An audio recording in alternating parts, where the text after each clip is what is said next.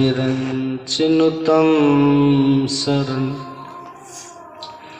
वृत्त्यार्त्यं प्रणतपालभवाब्धिपोतं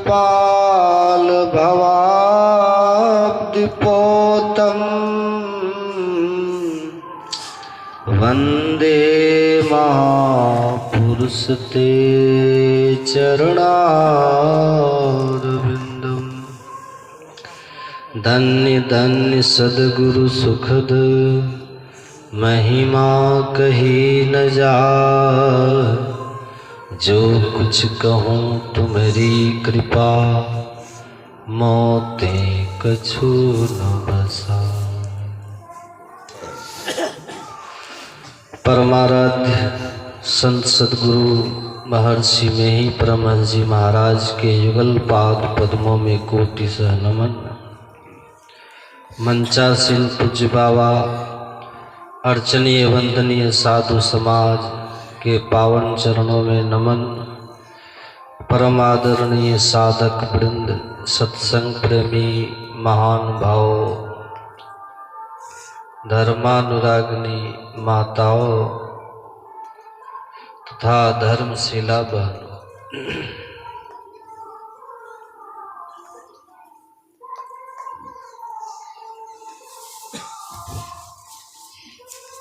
यहाँ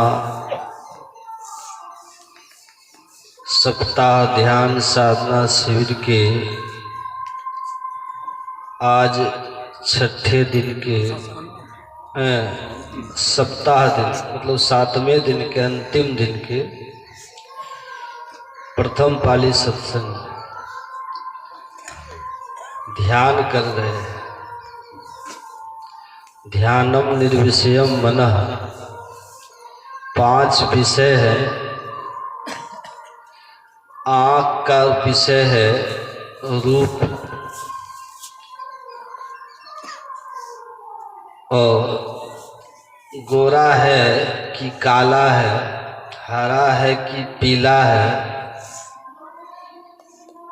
रंग रूप कौन तय करता है?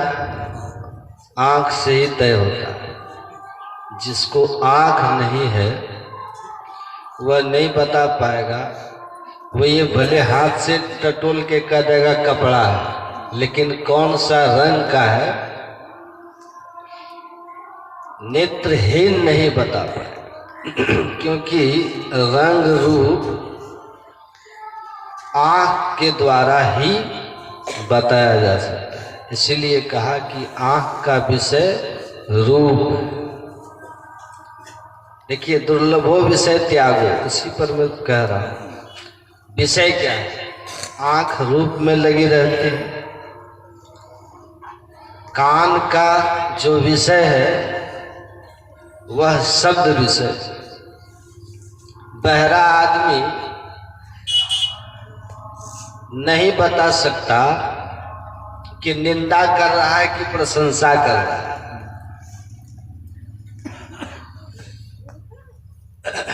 तो निंदा और प्रशंसा हिंदी बोल रहा है कि अंग्रेजी बोल रहा है, बहरा बता सकता है? आंख से देख रहा है कि मुंह चल रहा है, लेकिन भाषा कौन सी है? भाव क्या है? कान के सिवाय दूसरा कोई इंद्रिय की क्षमता नहीं कि बता। इसीलिए शब्द कान का विषय है। शब्द। और तीसरा विषय है गंध। नाक का विषय क्या है? गंध। सुगंध, दुर्गंध। नाक के सिवाय और किसी से पता ही नहीं चलता। कहीं कोई दुर्गंध वाली चीज है तो आप कान बंद करते हैं क्या? आंख बंद करते हैं क्या? भले सिर घुमा लेते हैं, लेकिन बंद किसको करते हैं? दुर्गंधा। क्योंकि नाक से ही सामर्थ्य है। जो ये सुगंध दुर्गंध को पहचान सके। स्वाद चौथा विषय जिह्वा का। जिह्वा का विषय है स्वाद। 5 ज्ञानेंद्रिय हैं, उनके 5 विषय। तो जो स्वाद विषय है वो जिह्वा से ही पता चलेगा। आप देख करके नहीं बता सकते कि इस सब्जी में नमक है कि नहीं है। देख के बता देगा कोई? चख के बताएं। और चखने के लिए नाक पर नहीं रखेंगे, कान पर नहीं रखेंगे, कहाँ रखेंगे? जिह्वा पर रखें, तभी बताएंगे कि दाल में नमक है ज्यादा कि कम कि नहीं है।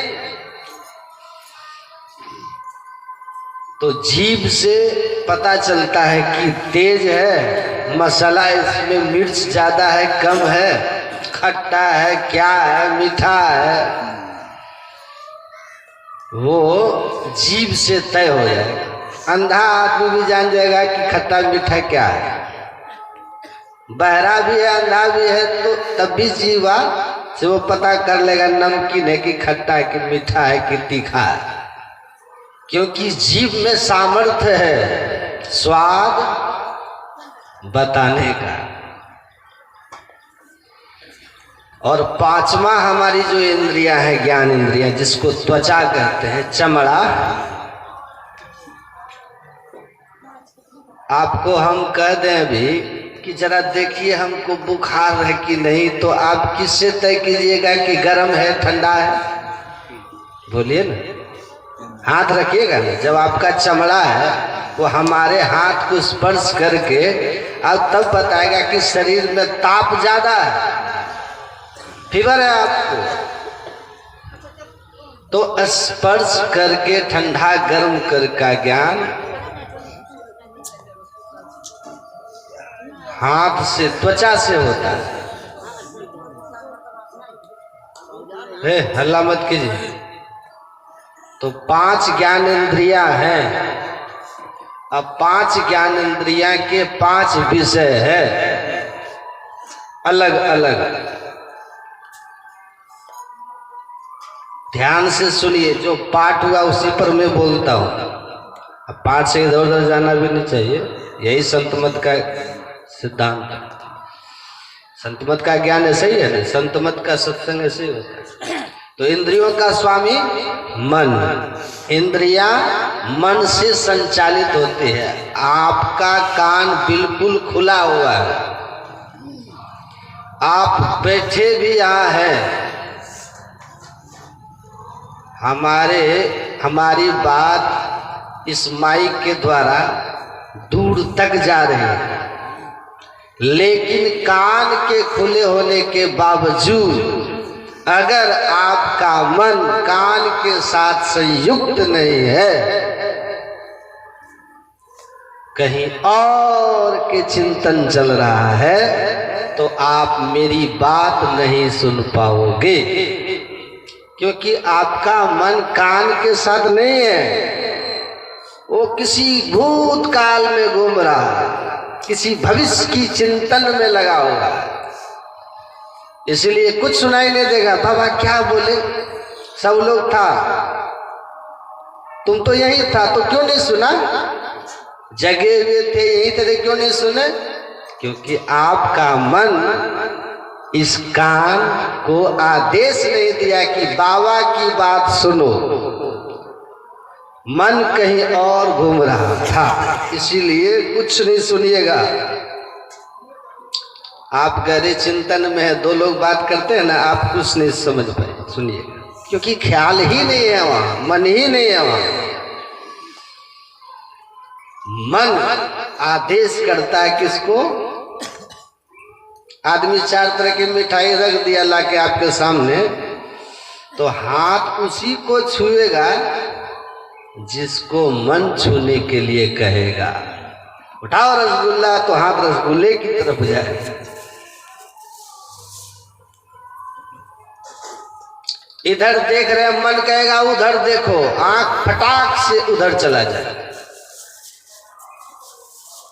सारी इंद्रियां मन से संचालित होती है और इंद्रियों में जब मानस की धारें जुटी होती है तो इंद्रियां काम करती है, विषयों को ग्रहण करती है।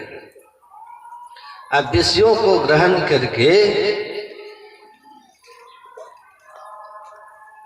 इंद्रियों को कितना सुख होता है? विषयों को ग्रहण करके इंद्रियों का विषयों से जो सुख मिलता है वह सुख अशांतिदायक होता है, असंतुष्टिदायक होता है और परिणाम इसका दुखदायक होता है, क्षणिक सुखदायक होता है। क्षणिक सुख वह भी अशांति, अपूर्ण सुख, असंतुष्टि पूर्ण सुख, परिणाम में दुख। इसलिए जीवन पर्यंत हम लोग रूप को देखते रहते हैं। जल्दी कीजिए बाबा, आप बैठिए बैठिए बैठिए वहां बैठिए, जल्दी बैठिए।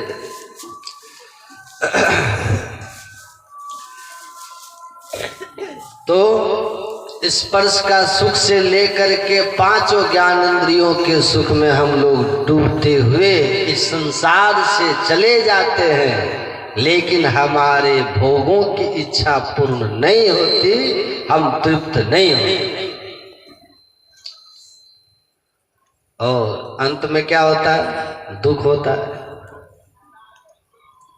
इंद्रियां कमजोर हो जाती है, आंखें कमजोर हो जाती है। एक बूढ़ी माता जी, बहुत बूढ़ी, समझनी लगती थी, वो संजोग से एक बार उनके यहाँ गए तो देखे उम्र बहुत हो गई थी, शरीर एकदम मोटा, आंख पर ये जो है ना ऊपर वाला भाग भौं इतना मोटा हो गया था कि आंख को दाब दिया बूढ़ी का। इसको ऐसे उठा करके देखना पड़ता था, बूढ़ी आंख खोल नहीं पाती थी, उठा के चमड़ी आंख को दाब दिया। उस बूढ़ी को हम देखे, अब तो मर गई 5 साल पहले, वहीं से प्रणाम कीजिए। टेलीविजन बैठ के देखती थी सीरियल, बूढ़ी बैठ के सीरियल देखती थी। और पता आप लोग को, सुनिए ध्यान से, वो जो कपड़ा टांगने वाला नहीं होता, कपड़ा जिससे पकड़ते हैं, क्या बोलते हैं? क्लिप। कपड़ा ऊपर फैला के क्लिप लगा देते हैं कि कपड़ा उड़े नहीं अंदर, आंधी तूफान अंधड़ में। तो वो बूढ़ी चुट्टा जो है क्लिप, उससे आंख को ऐसे पकड़ ले क्लिप से, और क्या करती पता है? और बैठ करके टीवी देखते थे बड़ा आराम से। तो हम मन में सोचे कि बताइए, भगवान चमड़ा झुला के आंख को ये हाल पहुंचा दिए टीवी देखते देखते, लेकिन टीवी का शौक कैसा है? टीवी पे रूपे ना आता है, अलग अलग ढंग का रूप, और उसी को देखने के लिए बूढ़ी चिमटा लगा ले। हद हो। कब तक देखोगे? कितना देखोगे?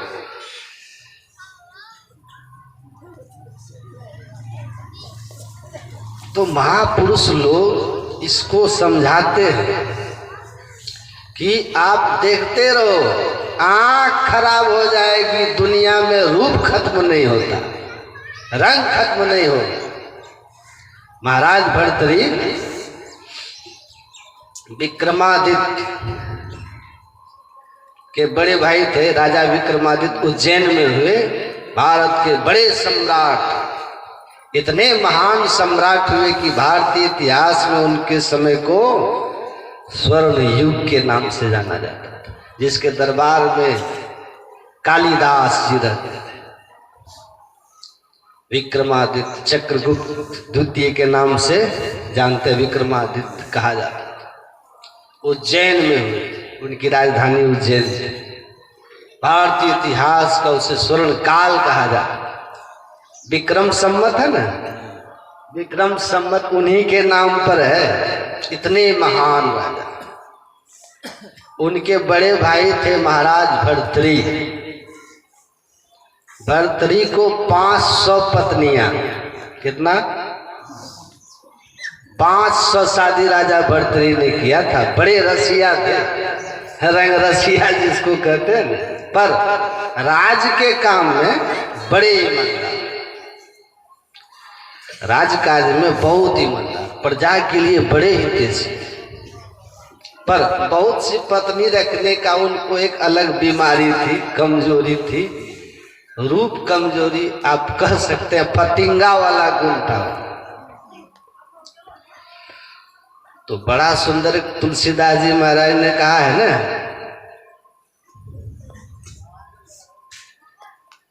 क्या कहा है तुलसीदास जी ने, बोलिए ना। आप लोग बहुत पुराने श्रोता है। देखिए 5 जीव ऐसे हैं जिसको एकदम विषयों से प्रेम है। मील, भृंग, पतंग, कुंजर, तुलसीदास जी कहते हैं। ये जो जीव है, मीन को, मछली को, किससे प्रेम है? सबसे ज्यादा प्रेम है जीवा से। तो जीवा के चक्कर में मछली बंसी में चारा लगा देते हैं, मछली देखते ही दौड़ के पकड़ती है, मुंह में बंसी फंस जाती है, जान चली जाती है। और भृंग जो है उसको रस से बड़ा प्रेम, स्वाद से।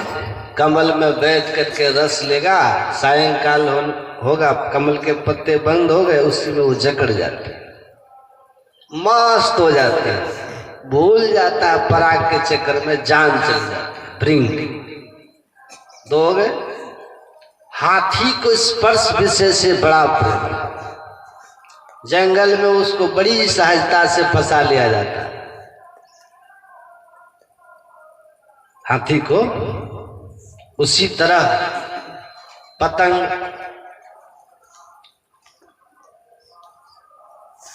जो होता है उसको, ये रात में जो उड़ते हैं ना कीड़े पतंगे, इसको रूप से बड़ा प्रेम। बेटो दीपक की लौ को देख करके इतना आकर्षित होता है कि दौड़ के जाके उसमें जल जाता है। और हिरण को शब्द विषय से बहुत प्रेम होता है, उसको फंसा लिया जाता है जंगल में। बांसुरी बजाता है शिकारी, बड़े प्यार से बांसुरी बजाता है, बांसुरी के आकर्षण में हिरण एकदम मस्त हो जाता, आराम से पकड़ी चली जाती, मस्त हो गए। बांसुरी बज रहा है, हिरण मस्त, पकड़े गए। तुलसीदास जी कहते हैं कि विचार कीजिए, ये 5 जो है एक एक विषय विनाशहीन, तुलसी जिनके 5 तिनके केतिक आस। इनको एक एक विषयों का आकर्षण है, मृत्यु के मुंह में पहुंचा देता, शिकारी के जाल में फंसा देता है, तड़पा के मारता है। जिस आदमी ही एक ऐसा है जो 5 विषयों में आसक्त होता है, रूप भी, रस भी है ना, गंध भी, शब्द भी और स्पर्श। कहते 5 विषयों का आकर्षण। तो जो 5 विषयों में आकर्षण के में फंसा हुआ है, उसका क्या होगा सोच कर। एक विषय में तो विनाश हो गया। तो बैठिए, राजा थे, सब कुछ ठीक था भर्तृ का, लेकिन रूप का आकर्षण बहुत था। जो स्त्री, जो युवती राज्य में कहीं जाते थे, नजर पड़ी और उसको पसंद हो गई तो ब्याह करके ले आते थे। अब एक आदमी चलते सबका ध्यान भटक रहा है। बैठिए शांति से। एक बड़ी सुंदर पत्नी थी पिंगला, उम्र भी बूढ़ा हो गए थे। ये युवती थी, स्वाभाविक तो वो वृद्ध हो गए थे, 500 विवाह करते थे। तो वो पत्नी पिंगला जो थी, वो 500 जिसको पत्नी होगी तो स्वाभाविक है ना कि कुछ पत्नी इधर उधर होगी। तो उनकी वो पत्नी जिनसे बहुत आसक्त थे, पिंगला का आकर्षण उनके प्रति नहीं था। पिंगला को भर्तरी से प्रेम नहीं था। उन्हीं के दरबार में एक युवक था जो घोड़सवार विभाग था उनका ना, घोड़सवार सैनिक विभाग जो था उसका जो प्रधान था युवक था, एक बड़ा वीर, बड़ा कर्मठ, बड़ा खूबसूरत। रानी पिंगला को उसी युवक से प्रेम था, समझ गए। एक दिन राजकुमार विक्रमादित्य अंधेरे के समय में राजमहल की फुलवारी में किसी का ऐसे ही घूमने के ख्याल से चले गए विक्रमादित्य, और वहाँ उन्होंने पिंगला को अपनी जो उनके भाभी थे, उस सैनिक के जो प्रधान थे उनके साथ देख लिया। विक्रमादित्य ने अंधकार में देख लिया उन दोनों को बैठे हुए, और उस मतलब को समझ गए। और राजा विक्रमादित्य ने उस रानी को फटकारा, डांटा और कहा कि तुम्हारे प्रति राजा का कितना स्नेह प्रेम है कि तुम्हारी हर बात वो मानते हैं और तुम उनके साथ धोखा कर रही हो। अपना रास्ता सुधार लो। आज के बाद अगर तुम इसके साथ दिख गई तो इसको तो फांसी ही होगी, तुमको भी फांसी होगी। मैं राजा को सारी बात बता दूंगा। तो एक अवसर मैं दे रहा हूं, आज के बाद अगर देखे तो कह दूंगा पहली बार देखा हमने इसलिए माफ कर दिया, कि राजा को भी दुख न हो। वो डांट करके वहां से चले गए विक्रमादित्य। पिंगला वहां से तेजी से राजमहल में गई और जा करके महाराज भर्तरी को बुलाई और बोलती है कि आप हमको कितना मान आदर देते हैं, लेकिन आपका जो भाई है विक्रमादित्य, हमारे प्रति उसका भाव ठीक नहीं। देखिए बोला क्या हुआ? बोला वो हमारे रूप में के प्रति आकर्षित है और वो हमको बोलता है 500 रानियों वाले राजा तुमको कितना प्रेम देंगे, हमें भी स्वीकार करो। वो हमारे प्रति बुरी निगाह रखते हैं। राजा भर्तरी को बड़ा क्रोध हुआ, क्योंकि कागा कहते हैं ना, उल्लू को न दिन सुझे कागा को नहीं रात, कामी अंध अजीब है दिवस सुझे नहीं रात। काम के अंधे जो होते हैं, आसक्त इतने थे काम में भर्तरी उसके प्रति कि न्याय और अन्याय का उन्होंने जांच परख भी नहीं किया, विक्रमादित्य का पक्ष भी नहीं जानना चाहा। रानी को कहा कि बोलो क्या करूं उसको, भाई है फांसी छोड़ के और कुछ कहो, वही सजा देते।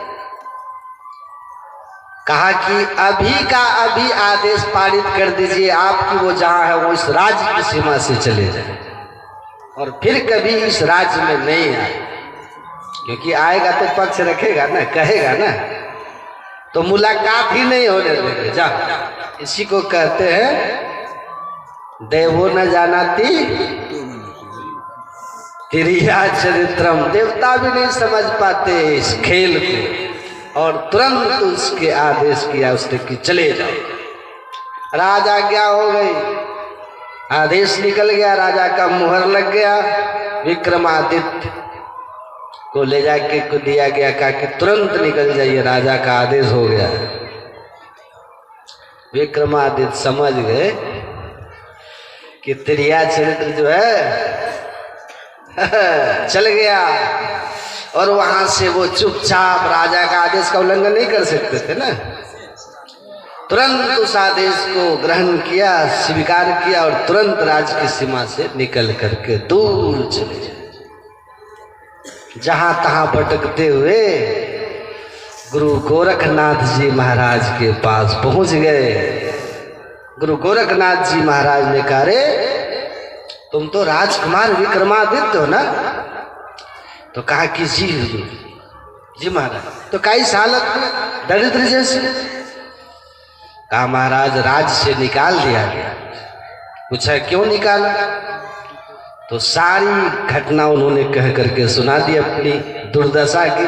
गुरु गोरखनाथ ने कहा कि राजा भर्तृहरि का दिमाग सही जगह लाना पड़ेगा, और एक ब्राह्मण को बुला करके गुरु गोरखनाथ ने कहा कि ये लो एक सेब, ले जाकर महाराज भर्तृहरि को भेंट करो। और काना गुरु गोरखनाथ जी महाराज ने दिया। गुरु गोरखनाथ का बड़ी कीर्ति था उसमें। गुरु गोरखनाथ ने दिया है और कहा है कि यह फल जो है बड़ा करामती फल है, चमत्कारिक फल है, सिद्ध किया हुआ फल है। जो इस फल को खाएगा वो चीर यौवन बना रहेगा। मतलब 100 बरस भी जिएगा तो जवान ही रहेगा, बूढ़ा होकर के नहीं मरेगा, बुढ़ापा नहीं आएगा। अब इससे बड़ा वरदान क्या होगा? जवानी ही बनी रहे, 100-200 जितना साल जीना है, आनंद आनंद है ना? ले जा करके वो ब्राह्मण दिया और गोरखनाथ ने कहा कि जाओ इस फल को, राजा प्रसन्न होंगे, तुमको भी बड़ा दान पुण्य करेंगे। ब्राह्मण खुशी खुशी वो फल लेकर के भर्तृहरि महाराज के राज दरबार में आकर के उनको भेंट किया। बड़े धन सोना चांदी के साथ, हीरों के साथ ब्राह्मण को वहां से विदा किया भर्तृहरि ने, और कहा कि स्नान करके खा लेना है।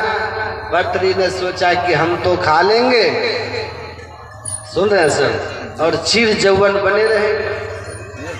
जल्दी करिए, लेकिन हमारी रानी पिंगला इतनी सुंदर है, ये तो बूढ़ा हो जाएगी तो इसके रूप खत्म हो जाएंगे। गुरु प्रसाद बाबा का प्रवचन सुने, वो कहते हैं कि जवानी में लोग गुलाब के फूल जैसा होता है, और बुढ़ापा में चिड़िया के खोता जैसा हो जाता है। गाल जो है धस जाता है गाल में। तो वो सोचा कि रानी इतनी सुंदर है, इतना रूप खत्म हो जाएगा इसका, हम जवान रह के क्या करेंगे? सुंदर तो वो है, उसको ना हमको देखना है। तो वो फल अपनी रानी पिंगला को देके कहा कि चीर यौवन बनाए रखेगा तुमको, ये फल गुरु गोरखनाथ का दिया हुआ है। वो फल वो ले ली पिंगला, और जब ले ली तो संत का खेल था ना, खेल संतन की गति गोई या दादू जाने ना कोई। यहाँ तो उनकी गोई छिपी हुई थी ना, सेब में खेल था उनका। जैसे पिंगला को मिला, पिंगला बोली ठीक है हम खा लेंगे। और तब वो सोचती है कि हम खा करके जवानी रहे और मेरे आशिक प्रेमी जो है वो बूढ़े हो जाएंगे, इतने सुंदर, क्यों ना हम फल उनको दे दें, उनकी सुंदरता बनी रहे। उसको दे दिया, वो फल ले लिया कि चिर यौवन। लेकिन विधाता का विधान ऐसा था कि वो जो युवक था ना, युवक दरबार का घोड़, उसको पिंगला से प्रेम नहीं था। पिंगला से केवल इसीलिए वो पिंगला के पास वो जाता था, उसके बुलाने पर उनको मिलता था वो, क्योंकि वो जानता था कि अगर मैं इसकी बात नहीं मानूंगा तो राजा से शिकायत करके हमको नौकरी से निकलवा देगी, फांसी पे भी लटकवा देगी। और जब से उसके भाई को निकाला ना, तब से वो उसके सामने बिल्कुल नत सिलेंडर हो गया, नतमस्तक। जब भाई को भगवा सकती है तो हमको तो पूरे फांसी दिलवाएगी। इससे कम में समझौता तो ये करने वाली है नहीं। लेकिन उस युवक को प्रेम और उस नगर की एक वेश्या से था जिसको नगर वधू समझ रहे हैं सर, बड़ी सुंदर थी। इसके मन में होता है कि वो तो वेश्या है, शरीर सुंदर है, तभी तक उसके पास लोग जाते हैं, धन दौलत देते हैं, और जब उसकी उम्र ढल जाएगी तो कौन पूछेगा उसे।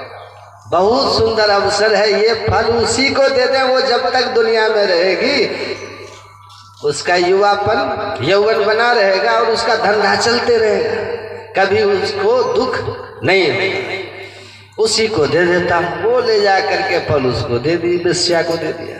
अब उसको बोल दिया कि चिर यौवन बनी रहोगी, इसी फल को खा ले। अब उसको जब फल मिला, संत का स्पर्श फल था, वेश्या के मन में हुआ, कमाल हो गया, कई रंग फल ले ली। बाद में एक तो कौन से जन्म का पाप था कि इतना सुंदर शरीर मिला, मनुष्य का शरीर मिला, लेकिन रोजगार क्या है, तन बेचना, नए नए पुरुषों के संग रोज बेविचार रत होना। अगर मैं चिर यौवन बनी रही तो ये जीवन भर ये धंधा मेरा चलता रहेगा और पाप से मुक्त नहीं हो पाऊंगी मैं। उम्र ढल जाएगी, कोई नहीं आएगा, कम से कम पाप तो छूट जाएगा। क्यों ना मैं ये फल जिस राज्य के सबसे लोकप्रिय न्याय प्रिय राजा है उसको समर्पित कर दूं, वो यौवन बने रहेंगे और खुश होकर के हमको कुछ धन दे देंगे और कहेंगे कि अब हमको इस नगर वधू के पद से हमको मुक्त करके भगवान का भजन करना है, बदले में इतना कीमती वस्तु आपको दे रहे हैं, तो वेश्यावृत्ति से भी मुक्त हो जाऊंगी, धन भी मिल जाएगा, बैठ करके भगवान का भजन करूं। उसके ऊपर असर हो गया और दूसरे दिन दरबार में वो फल लेकर के हाजिर हो गई। कहा महाराज, गुरु गोरखनाथ का दिया हुआ ये चमत्कारिक फल चिर यौवन बनाने वाला, आप इसको ग्रहण करें, मुझे वेश्या के पद से मुक्त करें, नगर वधू के पद से, और कुछ धन दे दें ताकि मैं शेष जीवन अब अपना धर्म में लगा सकूं। जैसे उस फल को देखा, गोरखनाथ के दिए हुए फल को महाराज भर्तृहरि तुरंत समझ गए और पूछे कि ये फल तुमको किसने दिया, सच सच बताओ। उसने कहा, आपके ही दरबार में रहने वाले जो घोड़े के जो प्रधान सैनिक है उन्होंने मुझे दिया है। भर्तृहरि को समझ में आ गया कि ये फल उसके पास कैसे पहुंचा है और तुरंत उन्होंने आदेश किया कि राजा राजकुमार विक्रमादित्य गुरु गोरखनाथ के पास में है, जहां भी गुरु गोरखनाथ हो तुरंत पहुंचो और गुरु गोरख राजकुमार विक्रमादित्य को राज्य में लेकर आओ, ये मेरा आदेश। गोरखनाथ जी के पास ब्राह्मण जो फल दिया था उसके पते पे जाकर के गोरखनाथ जी के पास पहुंचे। वहां विक्रमादित्य उनको मिले, राजकुमार विक्रमादित्य को दरबार में लाया गया। राजा ने उनसे क्षमा मांगते हुए तत्क्षण मुकुट उठा करके विक्रमादित्य के सिर पर रख करके राजा घोषित कर दिया और अपने चले गए गुरु गोरखनाथ के पास और कहा, महाराज आपने मेरी आंखें खोल दी, अब मैं आपके शरण में रह करके आप आत्म कल्याण के लिए आगे बढ़ना चाहता हूं, क्योंकि जब संसार का लाग लगता है तो वैराग्य जग जाता है। वैराग्य हो गया, समझ में आ गया, ना भयो जग काहू को कितनों को अपनों कियो, कड़ी जतन जो याहि त्यागो शांति सुख सोई लियो। और वहां से वो निकल गए। गुरु गोरखनाथ के शरण में जाकर के उज्जैन से दूर एक गुफा में, मैं उस गुफा को देखा हूं, भर्तृहरि गुफा, जिस गुफा में रह करके उन्होंने कठोर साधना की और आत्मज्ञान को उपलब्ध हुआ। वैराग्य शतक उन्होंने लिखा, उसमें वो लिखते हैं, भोगम न भुक्त्वा वैमेव भुक्ता,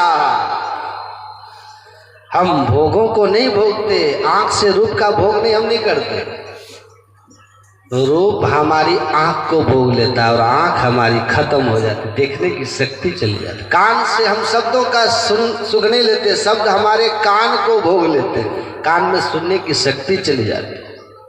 कहते हम भोगों को नहीं भोगते, इस तन से हम सुख नहीं भोगते, विषय नहीं भोगते, विषय हम ही को भोग जाते और हम ही खत्म हो जाते। अब विषय सब संसार में पड़ा ही रहता। भोगम न भुक्त्वा वेमेव भुक्ता, कालो न याति वेमेव याता, अतपो न तपता वेमेव तपता। कहते हैं समय नहीं बीतता, हम ही बीत जाते हैं। समय तो चलता ही रहता है, एतवार से लेकर शनिवार, या कहिए कि सोमवार से लेकर के रविवार का चक्र खत्म होता है। कोई बाहर निकल सका है सोमवार से रविवार के, ये घूम ही रहा है और कितने लोग खत्म हो जाते। कहते समय खत्म नहीं होता, समय का घेरा खत्म नहीं होता है, आदमी खत्म हो जाता है, सृष्टि खत्म हो जाती है। भोग खत्म नहीं होते, भोगने वाला खत्म हो जाता है। तो जो इनमें फंस गया कहते उनका विनाश। इसीलिए कह रहे हैं कि ये जो विषय का त्याग है, दुर्लभो विषय त्यागो, बड़ा दुर्लभ बात। इसीलिए दुर्लभ है कि विषय बारी मन में भिन्न न होत पल एक। तुलसीदास जी कह रहे हैं कि पानी है विषय, 5 विषय न, रूप रस गंध स्पर्श सब, कहीं जाइएगा यही 5, इसके सिवा संसार में छठा कुछ सुख है नहीं भोगने के लिए। यही 5, इन्हीं का भोग होता है। तो ये 5 विषय जल की तरह है। और हमारा जो मन है ना, इंद्रियों का मालिक, ये मन क्या है जो इंद्रियों को प्रेरित करता है विषयों की ओर। ये मछली की तरह है। अब पानी में मछली, अब मछली के चारों तरफ पानी ही पानी, तो पानी से मछली कभी मुक्त नहीं है। तो कहते हैं कि मन जो है मछली की तरह है और ये 5 विषय जल की तरह। जहां जाइएगा तमाम संसार में यही 5 विषय है। इसीलिए कबीर साहब कहते हैं बन को गए कल्पना उपजे तब तो कहाँ समा। घर छोड़ के जंगल भाग गए, जंगल में भाग गए तो फिर वहां भी तो विषय लगा हुआ रहता। वहां कौन नहीं है क्या, वहां भी तो विषय। तब तो कहाँ समा, तब कहाँ भागिएगा।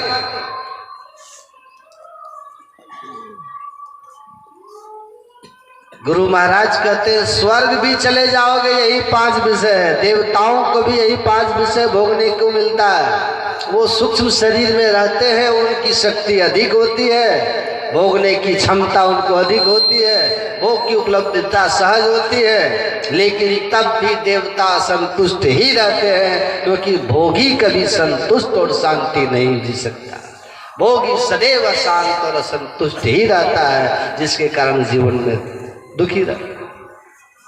सुख त्याग में है, दुर्लभो विषय त्यागो, कड़ी जतन जो याहि त्याग। जिन्होंने विषयों के भोग को जीवन बनाया, उनके जीवन में अशांति और असंतुष्टि रहेगी। और जिन्होंने जतन करके विषय का त्याग कर दिया, शांति सुख सोई लियो, उसी को शांति और सुख मिलता है। इसीलिए कहते हैं कि ये जो विषय है, इसमें हमारा मन जो है मछली बना हुआ है और ये जल की तरह हमको घेरे हुए है। ताते सहो विपत्ति अति दारुण, इसलिए विपत्ति है। अनेक तरह के आदि व्याधि दुख संताप हमारे जीवन में है, हर भरमद जोनियों और अनेक जोनियों में जन्म मरण होता है। अनेक जोनियों में जन्म मरण का कारण इंद्रिय द्वार सब ही प्रपंचन विषय, विषय सब दुख रूप है। विषय शब्द तो कैसे छूटिएगा? विषय से दुर्लभो विषय त्यागो, कैसे त्यागो? ये ध्यान शिविर है ना, यही इसीलिए है कि आप विषय से छूटिए, विषय से छूटे। निर्विषयम मनः, आपका मन विषयों के जो घेरे में फंस करके हमेशा संतुष्ट ही रहता है, दुखी ही रहता है, शांति में फंसा हुआ है और शांति के लिए व्याकुल है, संतुष्टि के लिए व्याकुल है, तो आप इनसे ऊपर उठिए। ऐसी स्थिति में अपने मन को ले जाइए जहां विषय नहीं है। तो जहां विषय नहीं है वहां मन को ले जाना, इसीलिए कहा है दुर्लभो विषय त्यागो। इन विषयों का त्याग, मछली को पानी त्यागना ये बड़ा कठिन काम है भाई, तड़पेगी ना मछली, मछली को पानी से निकालोगे तो तड़पेगी, क्योंकि मछली ने जल को अपना जीवन बना रखा है, मन विषय को अपना जीवन बना रखा है, इसलिए तड़पेगी नहीं, तड़पेगा। लेकिन मछली को तो पानी से निकालिएगा तो मर जाएगी, क्योंकि उसके पास विकल्प नहीं है। सुन रहे सब? पर मन को विकल्प है, मन को विकल्प है, मन के पास विकल्प है। क्या विकल्प है? विशेष से भी विशेष आनंददायक। इसके पास एक और सरोवर है, जल को छोड़े तो और एक सरोवर है अपने अंदर में, अमृत। मन उसको अभी नहीं जानता, वो सुख को अभी तक नहीं पा सका, इसीलिए विषय के कीचड़ में यह किधर की ओर चलो, जिधर निर्विषय तत्व, निर्विषय तत्व। 9 बजे तक खत्म हो जाएगा। अच्छा, तो विषयों से ऊपर उठना बड़ी दुर्लभ बात है। दुर्लभ मतलब होता है बड़ी कठिन बात, पर असंभव नहीं है। कठिन तो है पर असंभव। जो साधन करेंगे, दुर्लभम तत्व दर्शनम, भगवान परमात्मा का दर्शन करना बड़ी दुर्लभ कठिन बात है। दुर्लभा सहजावस्था, आत्मस्वरूप की स्थिति। अभी जो शरीर में चेतन आत्मा फंस गया है, जड़ चेतन की ग्रंथि जो पड़ी हुई है, इस जड़ चेतन की ग्रंथि को खोल करके चेतन का अपने स्वरूप में स्थिर होना, ये भी बड़ी कठिन बात है, दुर्लभ है। लेकिन कब तक कठिन है? कहते हैं विषय त्याग कठिन है, ईश्वर दर्शन कठिन है, आत्मा का जड़ के संग से मुक्त करना कठिन है, ये सारे कठिन है ना। लेकिन सारे सहज हो जाते हैं कब? सद्गुरु करुणा बिना। सद्गुरु की करुणा हो जाए तो सब सहज हो जाएंगे, और उसकी कृपा ना हो तो करुणा बिना सब कठिन है। श्री सद्गुरु।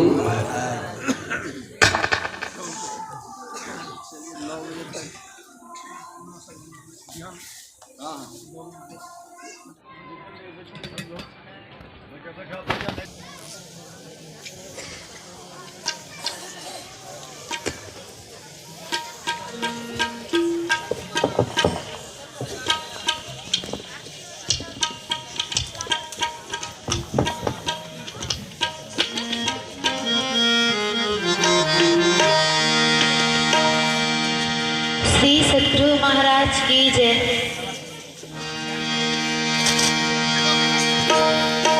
श्री सद्गुरु महाराज की जय। श्री सद्गुरु महाराज की जय।